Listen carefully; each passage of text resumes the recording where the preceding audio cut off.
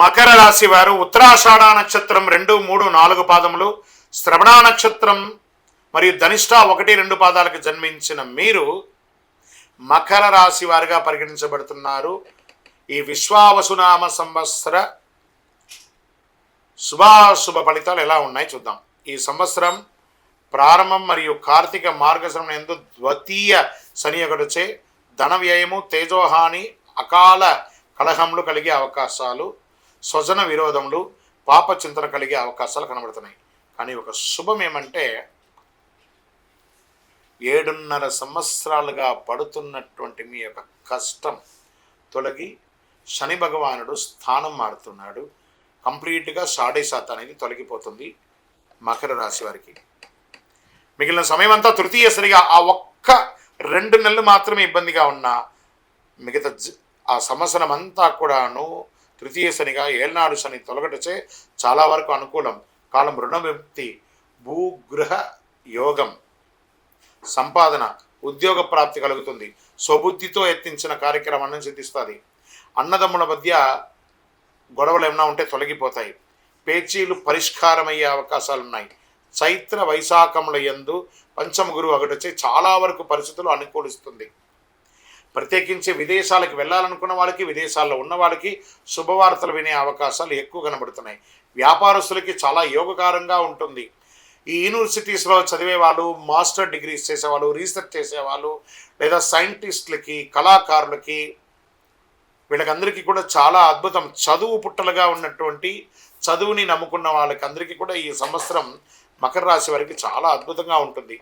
సంతాన యోగం అని కూడా చెప్పచ్చు. పుత్రవృద్ధి, స్వజన మిత్ర యోగం, ప్రభువుల అనుకూలత, షష్టమ గురువు ఒకటొచ్చే శత్రు జ్ఞాత బాధలు, అప్పుడు గురువు వచ్చేసి శత్రువులో ఉండడం వల్ల చోర రోగ బాధ్యాలు అయ్యే అవకాశాలు ఉన్నాయి. కార్తీక మార్గశిరములందు సప్తమ గురు మళ్ళీ మారుతున్నాడు ఒకటైతే అనుకూల పరిస్థితులు వస్తాయి. చైత్ర వైశాఖములందు తృతీయ రాహువు, భాగ్యకేతు ఒకటొచ్చే తలచిన కార్యాలన్నీ నెరవేరుతాయి. ఈ సంవత్సరము మకర రాశి వారికి ఒక రకంగా జాక్పాట్ అని కూడా చెప్పచ్చు.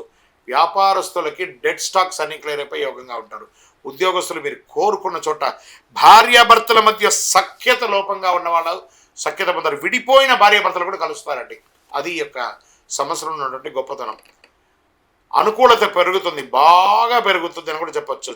చివరి 3 మాసంలో మరింత గొప్పగా ఉంటుందని కూడా చెప్పచ్చు. ఉత్తరాషాఢ నక్షత్రం వారికి సంవత్సర ఆరంభం నుండి ఆషాఢ బహుళం వరకు జన్మతార యందు కేతు సంచరిస్తున్నారు.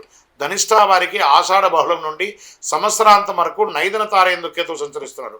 మొత్తం మీద మీరు ఆరోగ్యపరంగా కాస్త జాగ్రత్త ఉండాలి అని కూడా చెప్పడం జరుగుతుంది. వాహనం నడిపేటప్పుడు జాగ్రత్త అని కూడా చెప్పడం జరుగుతుంది.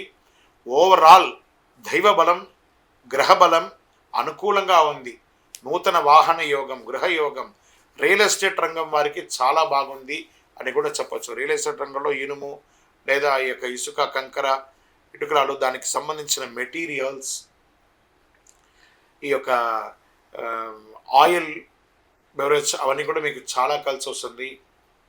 ఇవన్నీ కూడా లిక్విడ్ ఐటమ్గా ఉన్న వ్యాపారం ఉన్న వాళ్ళకందరికీ కూడా ఇది యోగం అని కూడా చెప్పడం జరుగుతుంది.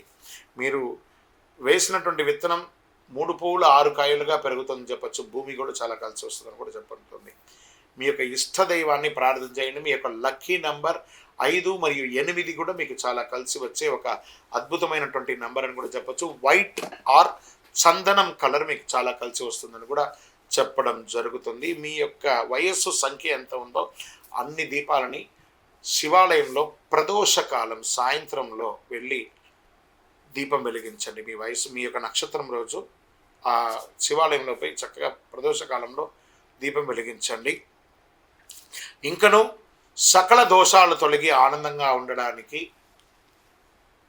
అతి శక్తివంతమైనటువంటి కరుంగాలిమాలను ధరించండి. ఆయురారోగ్య, ఐశ్వర్య, భోగభాగ్య సంపదలను పొందండి. విజయోస్తు.